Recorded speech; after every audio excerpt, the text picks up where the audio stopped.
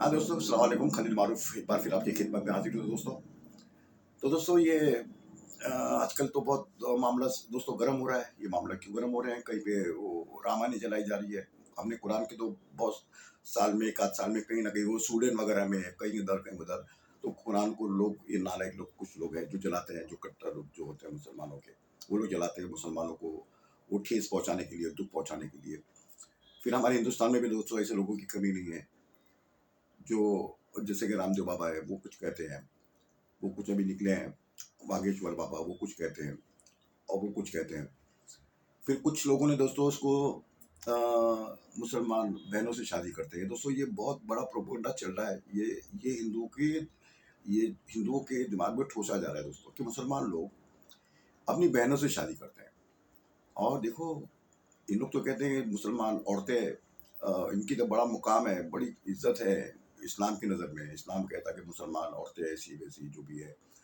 तो ये तो उनको कुरान ने औरतों को खेती बना दिया। ये खेत, यानी कि खेती, खेत जैसा कि दोस्तों खेत होता है, उसमें अनाज आता है, वो उगता है। तो ये औरतें तुम्हारी खेतियाँ, जितने चाहे उसने बच्चे पैदा करो और उसको ऐसा करो। उन लोग उसकी इस तरह से उसको मिसाल देके उसको आगे बढ़ाते हैं। तो उनको इस्लाम को टारगेट होता है। जो एक कट्टर होते हैं उनको ऐसा बदनाम करने की इस्लाम को वो लोग कोशिश करते हैं दोस्तों। तो तीन चार बातें दोस्तों तो मैं आपके सामने वो रखने की कोशिश करूंगा इंशाल्लाह। तो सबसे पहले दोस्तों ये जो रामायण का दोस्तों जो कांड हुआ है, रामायण का, अ, इसको हमको समझना दोस्तों बहुत जरूरी है। फिर उसमें हमारे भागवत साहब भी आते हैं, उन्होंने भी स्टेटमेंट दिया, पहले कुछ दिया, बाद में कुछ दिया।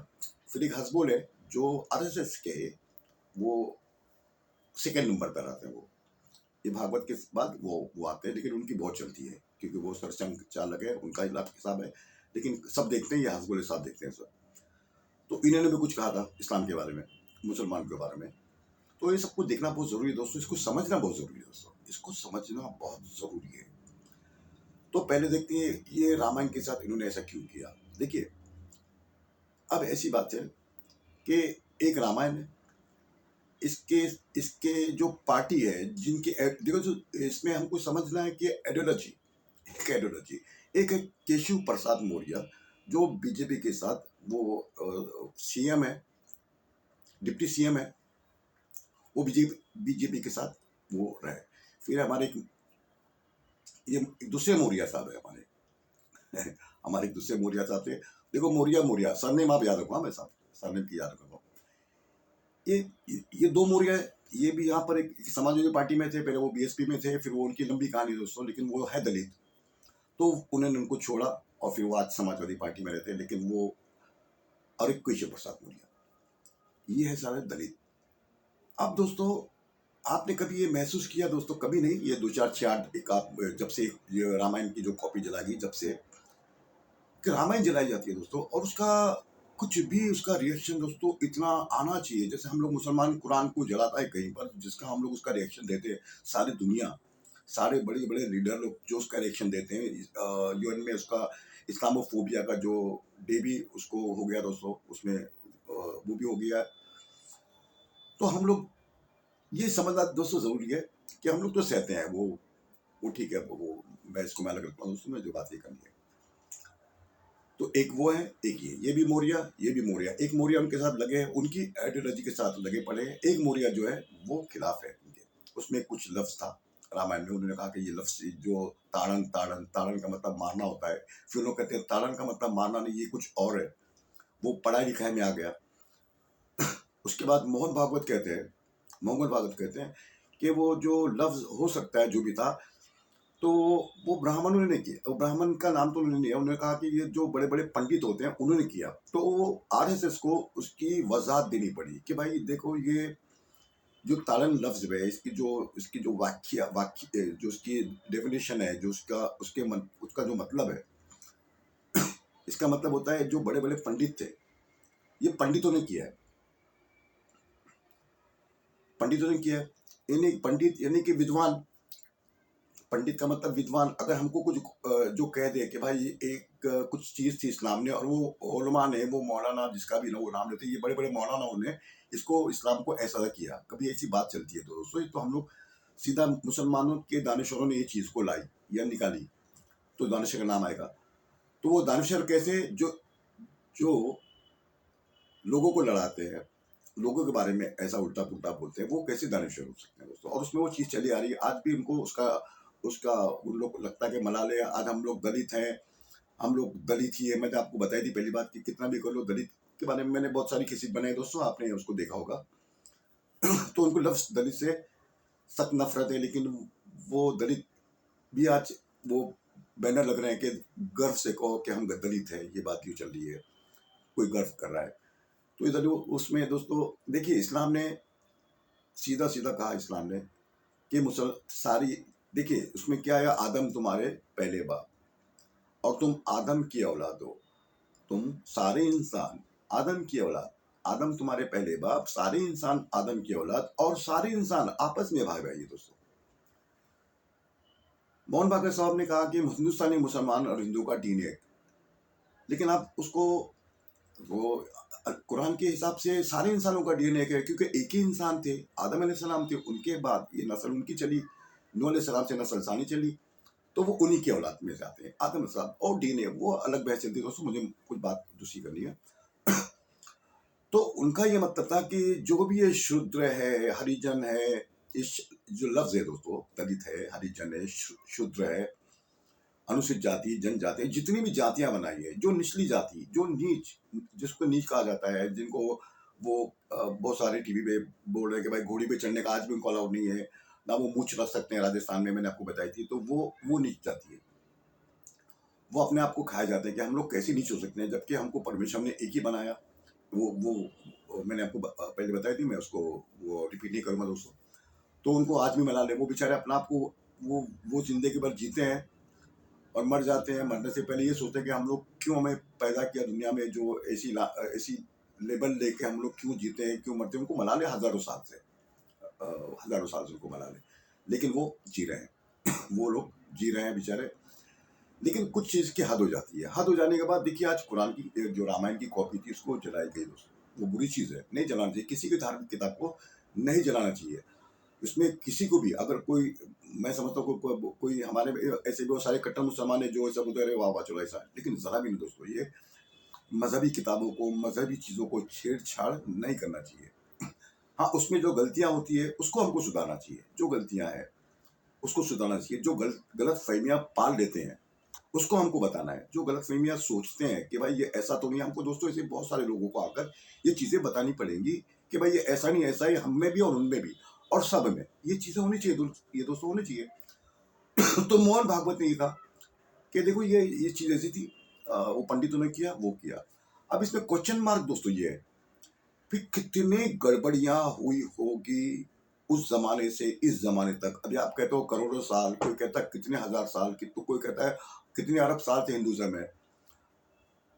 अब दोस्तों ऐसे लोग हैं, अभी क्या फिर करोड़ों साल से गड़बड़ियां हो गई, वो पंडितों ने, जैसे कि मोहन भागवत, इंक्लूडिंग मोहन भागवत, पंडितों ने गड़बड़ियां की। क्या गड़बड़ियां की, कितनी गड़बड़ियां की, वो हमें देखना पड़ेगा दोस्तों। आज आज जो मुस्लिम पर्सनल बोर्ड का जो चल रहा है, इज्तिमा जो चल रहा है, उसमें मद्दी साहब ने ये कहा कि आदम अलैहिस्सलाम पहले इंसान और वो हिंदुस्तान में पैदा हुए, इसीलिए हिंदुस्तान में इस्लाम पहला मजहब है। उनको दोस्तों और सारी बातें करनी चाहिए थी, वो क्यों कैसे, वो एक्सप्लेन थोड़ा और ज़्यादा। ये सिर्फ बोलने से काम नहीं होता है कि आदम अलैहिस्सलाम हिंदुस्तान में उतरा और इसीलिए इस्लाम हिंदुस्तान में उतरा, इस्लाम। तो फिर सारे उनके पंडित बैठ गए टीवी पर, उन्होंने कहा कि नहीं नहीं, ये मस्जिद कब बनी आप बताइए। हिंदुस्तान में सबसे पहली मस्जिद केरला में बनी है, केरला की मस्जिद सबसे पहली मस्जिद है। तो 8वीं सदी 6वीं सदी में वो मस्जिद बनी है, तो इस्लाम तो 6वीं सदी में हिंदुस्तान में आया। तो तुम कहाँ कहते हो उतना इस्लाम थे। तो दोस्तों ये चीजें हमको बतानी पड़ेगी। वो क्या बतानी पड़ेगी दोस्तों, देखिए मैं आपको हमेशा कहता हूँ दोस्तों कि इस हिंदुस्तान में आज किस चीज पे बात करने की, आज कोई चीज पे उस पर गौर फिक्र करके उसको बताने की कोई चीज की जरूरत है, वो है एक अल्लाह, एक ईश्वर, एक परमेश्वर। ये बात दोस्तों, ये चीज ही ये गलत फहमियाँ को, ये जो जितनी कट्टरता ये भरी हुई लोगों को, और जहाँ पे गड़बड़ियाँ हुई है, यही एक अल्फाज, यही एक चीज़, यही एक खुदा, ये सारी गड़बड़ियों को दोस्तों धोने वाला है दोस्तों, ये धोने वाला है, यही चीज़ धो सकती है। तो मुझे ये बताना पड़ेगा दोस्तों कि जैसे आप वेद देखते हो, तो वेद में एक खुदा का जिक्र। अब वो पंडित दोस्तों कहाँ से कहाँ बात आ गई, एक खुदा था उसमें फिर वो किसी ने कहा कि भाई चलो ठीक है 33 करोड़ बना दिया। वो 33 करोड़ खुदा नहीं है, 33 करोड़ उसके वो हो सकते हैं दोस्तों, जैसे हम लोग कहते हैं कि अल्लाह रहमान रहीम, ये अल्लाह के सिफाती नाम है। चलो 33 करोड़ सिफात हो सकती है, हमको उसमें वो भी उसका भी हमको एतराज नहीं है। 33 करोड़ सिफात, हमने 100 निकाली सिफात कि अल्लाह के 100 सिफाती नाम जिसको हमको कुरान में मिलते हैं, हमने ना उसे 101 किया, ना उसको 98 किया, हमने उसको उतने ही रखा कि अल्लाह के 99 नाम कुरान में है और हमने उसकी सिफातें उसको ढूंढ ली। ना किसी ने एक आगे, ना किसी ने एक पीछे। 101 सिफात हो सकती थी, और तो अल्लाह की 101 सिफात नहीं दोस्तों, उसमें करोड़ों खरबों अरबों खरबों कितने भी आप उसमें जीरो लगा दो, कम नहीं होंगे। लेकिन जितना हमको उसमें मिला हमने उतना उसको बताया, ना उसमें घटाया ना बढ़ाया। यही मतलब होता है दोस्तों, हमारी चीजों में ना घटा ना बढ़ा। तो इसी तरह से वेद में दोस्तों एक खुदा का जिक्र, वेद में एक खुदा का जिक्र है। वो आप ब्रह्म सूत्र देख लो, आप उसमें कुछ देख लो, एक खुदा का उसमें जिक्र है सीधा सीधा। तो क्या क्या ये एक खुदा को यही पंडित, जैसे मोहन भागवत कहते हैं, ये पंडितों ने लिख लिख कर जो भी अपने मन से अपनी चीजों से ये इन्होंने करके ये एक खुदा को उन्होंने कहां से कहां लाके खड़ा कर दिया। मंदिर में जाइए, अल्लाह की मूर्ति बनाइए, ऐसा कि मतलब अल्लाह नहीं, परमेश्वर की मूर्ति बनाइए, उसकी मूर्ति बनाइए, ये परमेश्वर, अब से तुम्हारे ये परमेश्वर, पहले वो विष्णु थे, पहले महेश थे, ब्रह्मा थे, उसके बाद फिर 9 अवतार 10 अवतार हो गए, उसके बाद फिर ये आते हैं, फिर वो कृष्ण आते हैं, फिर उसके बाद राम आते हैं। तो दोस्तों ये लाइन से ये लाइन दोस्तों टूट जा रही है, ये लाइन टूट जा रही है। कभी उन्होंने कहा नहीं बस अब ये हमारे, मैं आपसे पहले भी चाहता कि अब नहीं, अब ये हमारे परमेश्वर, ये पालनहार, अब नहीं नहीं नहीं, अब हमारे ये परमेश्वर, अब ये पालनहार, इनसे डरो, ये बड़े खतरनाक, कौन इंद्र कौन रुद्र, अब इनसे डरो, ये बड़े खतरनाक, अब ये इनसे। तो उन्होंने अल्लाह को दोस्तों कहां से कहां, जहां वो खाने में फिट बैठता है, जिसमें हमारा फायदा, जिसमें हमारा मुफाद, जिसमें हमारी सिक्योरिटी, जिसमें हमारी इज्जत, उसी को उन्होंने आगे रखा और लोग उसको मानते चले गए, लोग उसको मानते चले गए। आज जो मौर्य है, ये दोनों मौर्य है, स्वामी प्रसाद मौर्य, केशव प्रसाद मौर्य, ये दोनों वही दलित से आते हैं, मौर्य। अच्छा मौर्य का भी वो उसका अलग है दोस्तों, वो बुद्धिज्म से वो मौर्य साम्राज्य किसका था, बुद्ध मजहब का। ये बुद्ध की परंपरा है मौर्य समाज, वो भी अलग बहस होती है, मैं कभी इंशाल्लाह बताऊंगा। तो वो आते हैं वहां से, बुद्ध जाते हैं वो। तो ये इन्होंने लाके इसमें यहाँ रख दिया दोस्तों। तो अब ये हो रहा है, तो उन्होंने यही कहा कि 98, अब देखिए दोस्तों, मैं हमेशा कितनी बारी कह चुका हूँ, 98% लोग ये उसके हकदार है, ताड़न के हकदार है। इस जैसे कि उनके पंडितों ने रामायण में लिखा है, जो भी लिखा है कि इनको मारो, ऐसा इन्होंने ये समझा, उन्होंने ये बताया। 100 साल पहले के रामायण में उसकी डेफिनेशन अलग थी, उसके पहले वाले इसमें उसकी एडिशन में उसकी डेफिनेशन अलग थी। ये सब ये होता है, जितने वो दोस्तों 300 साल उसकी डेफिनेशन अलग थी, उस काल में उस चीज को बोला गया, उसकी डेफिनेशन अलग थी। हर जमाने में उसकी एक रूल्स एक होते हैं, उसकी डेफिनेशन अलग अलग उन्होंने बताई। उनके पंडित विद्वान उन लोग कहते हैं, उन्होंने अपने हर चीज की डेफिनेशन उन्होंने बताई चली गई कि भाई इसका ये मतलब, इसका ये मतलब, इसका मतलब। लेकिन आज उसका मतलब है ताड़न लिखा हुआ है, लेकिन क्या ताड़न का मतलब ये नहीं, ताड़न का मतलब पढ़ाई लिखाई, ताड़न का मतलब पढ़ाई लिखाई। आप उसको इतनी गंदी चीज को लेते हो, ये लोग बताते हैं। तो ये लोग अब उन लोगों को मस्का मारे दोस्तों। देखो आज मोहन भागवत ने क्या किया, जो ब्राह्मण है, जो 2-3% ब्राह्मण है, उनको उन्होंने दांव पे रख के ये जो है 60% ओबीसी, इनको खुश करने के लिए कहा कि भाई वो लफ्ज तुम्हारे लिए नहीं है। और वो जो पंडित थे, वो पंडित में सब ब्राह्मण ही थे, 99%, 99% उसमें ब्राह्मण थे। पंडित जितने ब्राह्मण हुए दोस्तों, उन्हीं के हाथ में था, उनको जो देखने का अलाउट नहीं था। अगर मनुस्मृति में देखना है तो फिर वो कोई शूद्र होता है, ये मौर्य बिरादरी के होते हैं, उनको तो वो वेद देख नहीं सकते हैं। अगर वो देखते हैं वेद को तो उनके कान में शीशा डालो। उनके इतने कड़क कानून थे कि अगर कोई ये नीति जात वाला वो अगर देख ले तो वो उसको ये कर दो। मैं नाम नहीं लूंगा दोस्तों, एक उनके बहुत बड़े, उनको जो उन लोग परमेश्वर कहते हैं कि वो उन्होंने हम पालनहार, ये हमारे सब है, लेकिन उन्होंने, एक पंडित ने कहा कि भाई ये शुद्र है, ये हमारे मंत्र पढ़ रहा था वेद के, इसको तुम मारो। ये दंड का इसने दंड किया, उसको मारो। उसको वही जगह पे मारा गया, उसको वही मारा गया जगह पे। बड़े दोस्तों, मैं नाम नहीं लूंगा दोस्तों वो उसके लिए। तो वो मारा गया।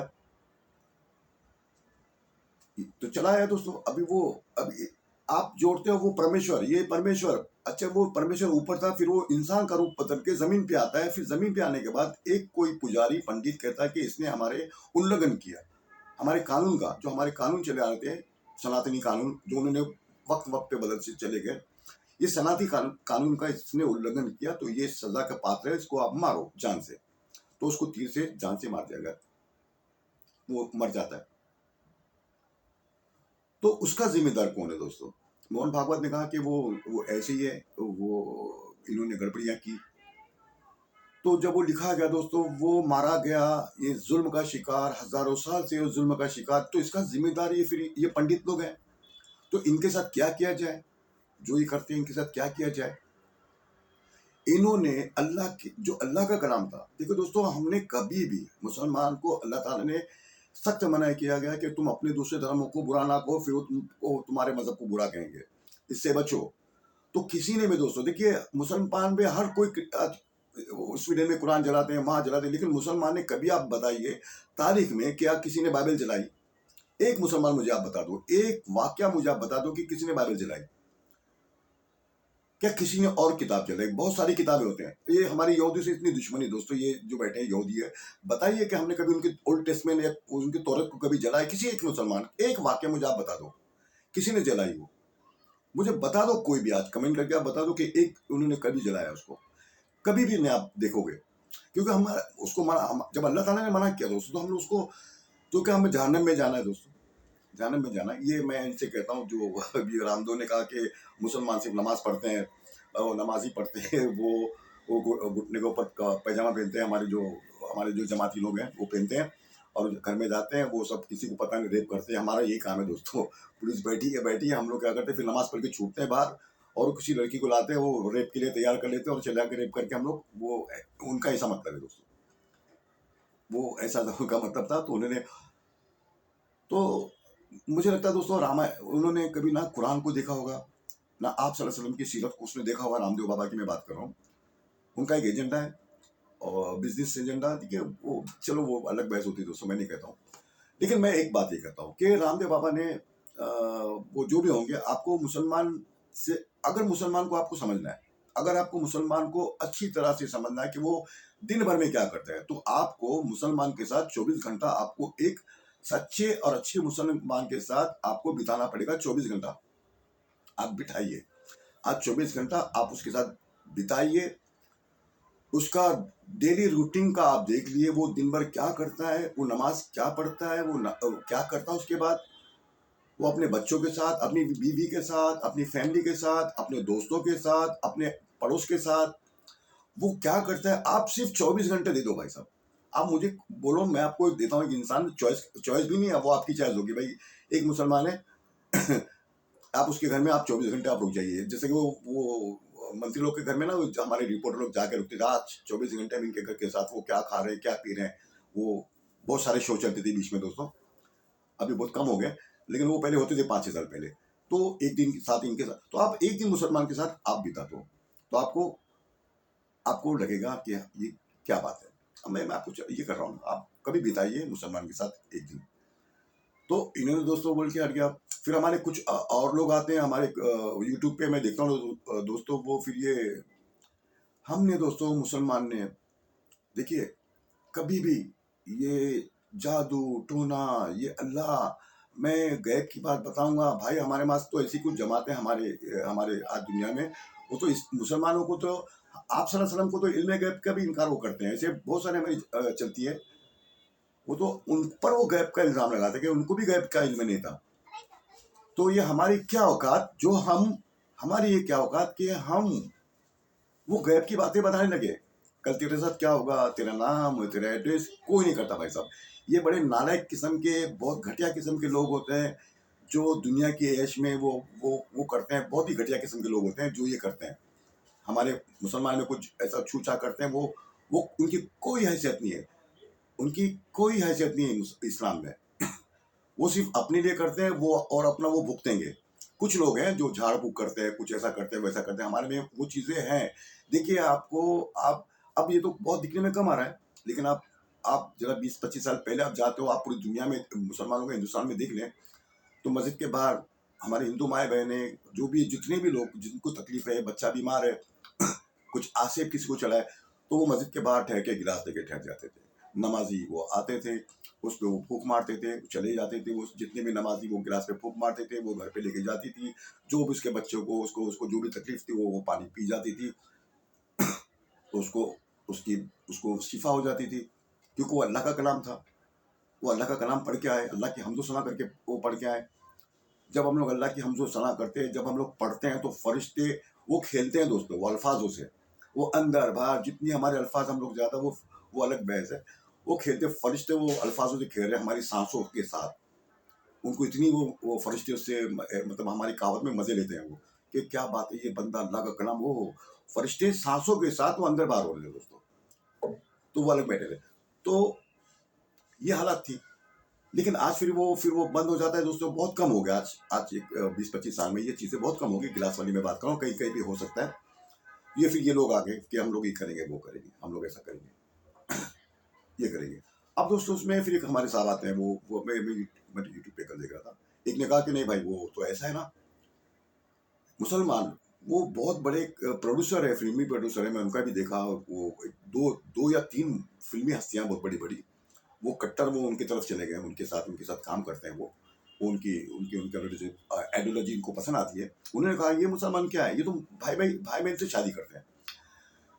भाई मुझे एक बताइए, मुझे एक बताइए, एक बताइए कि किसी भाई ने बहन से शादी किया हो, और किसी मौलाना ने उसकी शादी निकाह पढ़ाया हो कि भाई आओ बहन भाई, तुम्हारा नाम ये, तुम्हारा नाम है, तुम्हारा निकाह पढ़ता हूँ, एक मुझे आप प्रूफ बता दो। नहीं, लेकिन कह दे नहीं, देखिए कुरान में जाइए 33वां आयत 50 नंबर में आप देखिए, 33-50 देखिए कुरान।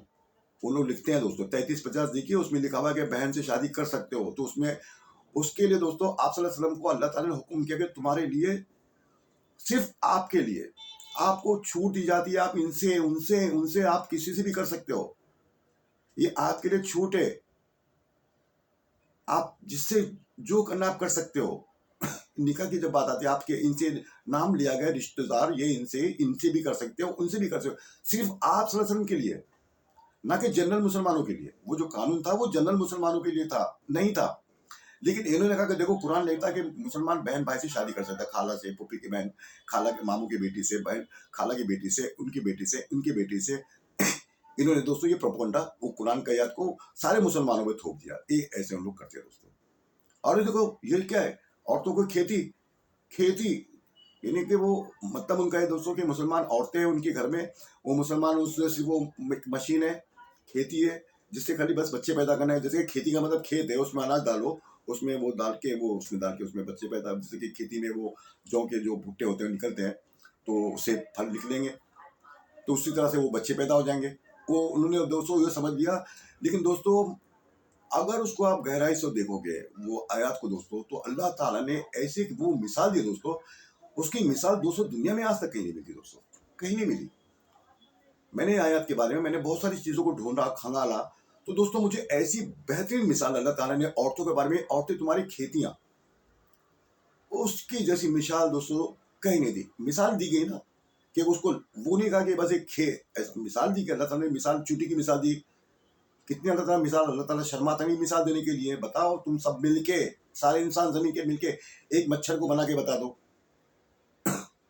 मच्छर में 100 आंखें, उसका दिमाग, उसके एंटीने, 100 आंख है दोस्तों। आज मैं वो उसको देखता हूँ तो साइंटिस्ट ने उसको जब गौर से देखा मच्छर को, तो उसके 100 आंखें, उसमें बहुत सारी चीजें निकली। मैं आपको एक खाली मिसाल के तौर पर बता दूं, तो अल्लाह ताला मिसाल देता है। तो दुनिया में आज तक किसी ने कोई मच्छर नहीं बनाया, मसनूई नहीं मच्छर की बात की, तो इतना बारीक सा मच्छर उसको बना के बता दो, सब मिलके इंसान मिलके नहीं बना सकते दोस्तों कयामत तक।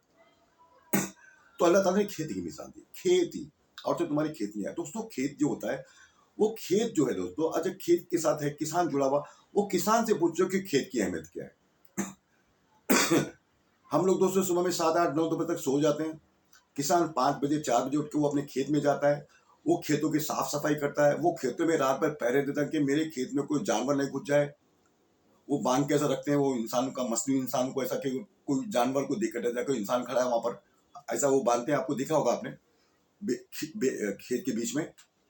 फिर कोई जानवर नुकसान ना कर दे उसको बाड़ा लगाते हैं, कोई जानवर उसको तकलीफ ना दे वो लगाते हैं, कुछ चिड़िया उसको हमारे दाने को वो खराब ना करे वो ना करे उसको जाते हैं, को उसमें कीड़ा ना पड़े इसके लिए उसको वो फिनेल मारते हैं कि हमारे फल को कोई कीड़ा ना लगे, हमारे वो टहनियों को कीड़ा ना लगे, उसकी कितनी हिफाजत, उसकी कितनी फिक्र, जब तक वो पक के जब तक वो तैयार नहीं हो जाता दोस्तों, वो दिन रात उस फिक्र में लगा रहता है कि मेरे खेत को नुकसान ना पहुंचे और इसकी फसल अच्छी से अच्छी इसकी फसल निकले, मेरे खेत को नुकसान ना पहुंचे और कोई तकलीफ ना हो, ना जमीन में, ना ऊपर, ना टहनियों में, ना जड़ में, वो उसकी रात दिन उसकी हिफाजत में लगा। दोस्तों ये आपको देखना है मिसाल खेत की, क्योंकि कयामत तक दोस्तों खेती होने वाली है। इंसान दुनिया का सबसे अगर कोई चीज चलती है तो खेती बाड़ी है। हिंदुस्तान कृषि प्रधान देश कहा जाता है, कितने ममालिक को कृषि प्रधान कहा गया है। तो आप किसान की बात आप खेत वाले से पूछो, किसान कैसा वो उसको जी जान से लगा पड़ता है दोस्तों। तो ऐसी खपत, ऐसी जो चीज निकलती है दोस्तों, फिर वो अच्छी जब हम लोग ये सब चीजों को देखते हैं, वो जानवर भी से बचा दिया हमने, चरण पन से बचा दिया हमने, चिड़ियों से बचा दिया हमने, वो उनसे बचा दिया, दीमक से बचा दिया और कोई चीज से हमने बचा दिया, तो हमारी फसल बहुत अच्छी निकलेंगे दोस्तों। तो ये मिसाल अल्लाह ने दी है, ये मिसाल अल्लाह ताला ने दी कि तुम्हारी फसल जब वो उसके जो फल निकलेंगे, वो फल तुम्हारे लिए बहुत बेहतरीन फल। आज की तारीख में उसको हम औलाद कह दो, जितना हम उसको संभालेंगे, जितना हम उसको हर चीज से प्रोटेक्ट करेंगे, तो हमारा बच्चा बिल्कुल काबिल बच्चा वो बनता है। नहीं तो फिर वो कहीं है ना दोस्तों, वो चीजें मना किया गया। अब वो और जब औरत में वो जब होती है औरत को, जब महावारी शुरू होती है, उसमें मना किया गया दोस्तों। उसमें मना करने की वजह है, मना करने की वजह है कि दोस्तों फिर वो हम लोग को मना करने के बावजूद कोई नालायक ऐसा करता है दोस्तों, तो वो उसमें ब्लड मिक्स हो जाता है दोस्तों। वो साइंटिफिक बात है वो। तो उसमें बच्चे को दोस्तों कभी किसी को पोलियो आ जाता है, कभी किसी में वो सफेदी आ जाती है, कभी किसी में कुछ हो जाता है। वो उसमें बहुत बच्चों में गड़बड़ियाँ हो जाती है दोस्तों, उसमें बीमारियां बढ़ती है, किसी को कुछ कैसा, बहुत सारी मैं बात कर सकता हूँ, मैं इसको शॉर्ट में कर रहा हूँ, वो कभी इंशाल्लाह कभी मैं बताऊंगा। तो इसकी मिसाल, इतनी बेहतरीन मिसाल कहीं नहीं मिलती। लेकिन ये नालायक होने दोस्तों, ये मिसाल को यहाँ लाके जोड़ के, और तुम्हारी खेतियां बस वो बच्चा पैदा है, इन्होंने दोस्तों उसको इस तरह से लिया। ये इस तरह से वो लोग इस्लाम को करते हो। लेकिन दोस्तों आप याद रखना, ये जो अब जो चल रहा है, मैं टाइम मुझे लगता है कि मैं अभी शुरू हुआ दोस्तों, और ये 27 मिनट हो गए, और फिर लोग कहते हैं नहीं यार वो खलील भाई की कैसेट बड़ी लंबी हो जाती है, बहुत ऐसा होता है। लेकिन मैं कुछ वो जो देखना है दोस्तों उसको पूरा देखते हैं और मुझे कमेंट करते हैं, बहुत अच्छी से लगता है। तो दोस्तों ये इसका इसका रिजल्ट क्या निकलने वाला है दोस्तों, आज जो हिंदुस्तान में हो रहा है। देखिए शुरुआत हो चुकी है दोस्तों, ये जो रामायण की मैंने बात की आपको, इसकी शुरुआत हो चुकी है दोस्तों। अब इसमें हमारे मुस्लिम स्कॉलर का भी काम है कि हम उन तक पहुंचे, उनको समझाएं। मुसलमान आपस में भाई भाई, सारे इंसान भाई भाई। फिर ये कौन हमसे गड़बड़ कर रहा है दोस्तों, फिर उसके बाद दोस्तों एक सेंटर है दोस्तों, उसका चीज है अल्लाह। तो उनको ये मानना पड़ेगा दोस्तों कि वेदों में आज भी वो अल्फाज मौजूद है, एकम ब्रह्म जिसका नाते निहा नास्ते किंचन, उसमें श्लोक है दोस्तों, आप देख सकते हैं ना, अथर्ववेद में उसका श्लोक है। उसमें वो कितना एकम ब्रह्म जिसका नास्ते निहा नास्ते किंचन, उसमें दोस्तों उसमें श्लोक है।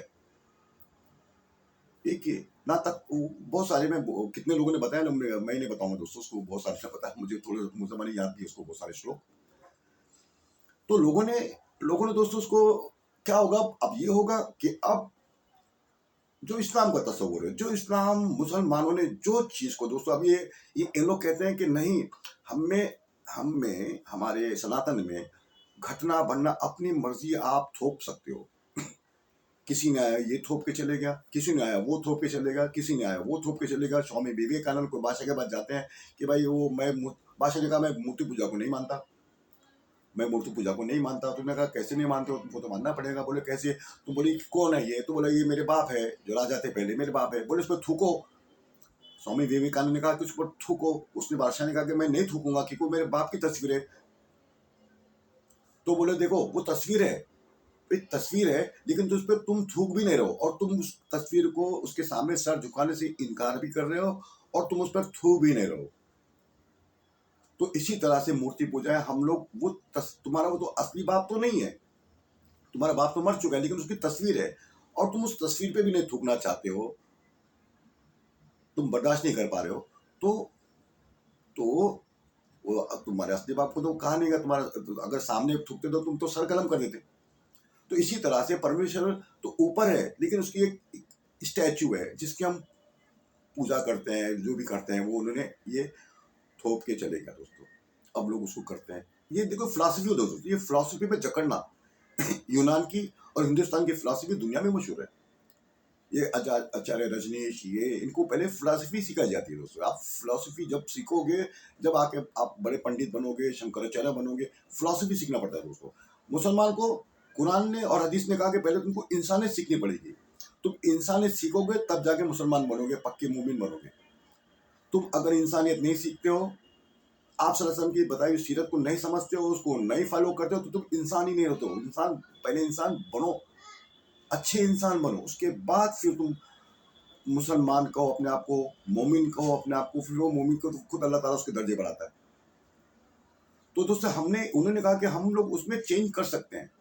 तो वो कहाँ से दोस्तों, हजारों साल से दोस्तों कितना चेंज किया होगा, जो आज बहुत भागवत कहते हैं कि वो पंडितों ने बदली किया सब, वो पंडितों ने लिख के चलेगा सब। तो दोस्तों एक अल्लाह का जिसमें जिक्र था, तो एक अल्लाह को उन्होंने कहाँ से कहाँ तक ला के पहुंच गया, इसके जिम्मेदार कौन है दोस्तों?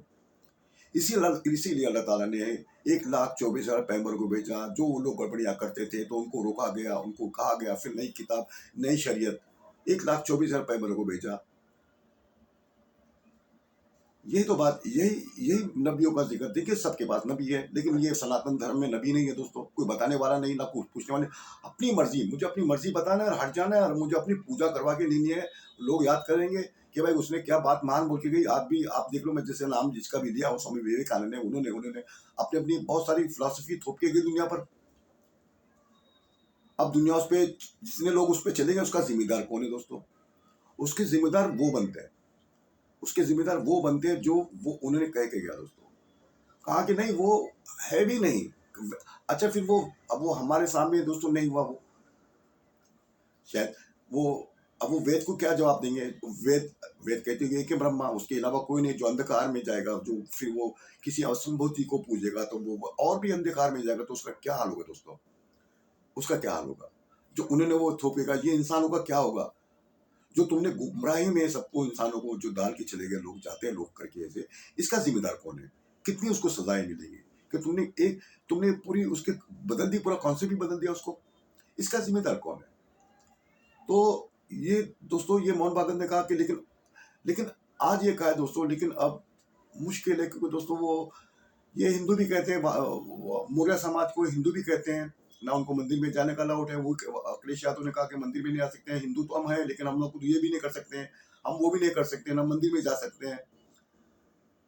खाली आपने हमें इलेक्शन के लिए हिंदू बना के रखा गया है। अगर वो हिंदू है, अगर ये मौर्य हिंदू है, जो जो बुद्ध मजहब से उनका ताल्लुक है, प्रकाश अम्बेडकर है जो बुद्ध मजहब के, मायावती जो बुद्ध मजहब की है, वामन मिश्राम जो बुद्ध मजहब का है, कितने आपको बताओ जो बुद्ध मजहब के, डॉक्टर बाबा साहब अम्बेडकर ने बुद्ध मजहब इख्तियार किया। चाइना में आप जाइए बुद्ध मजहब, कंबोडिया में जाइए आपको बुद्ध मजहब, अब श्रीलंका जाइए बुद्ध मजहब।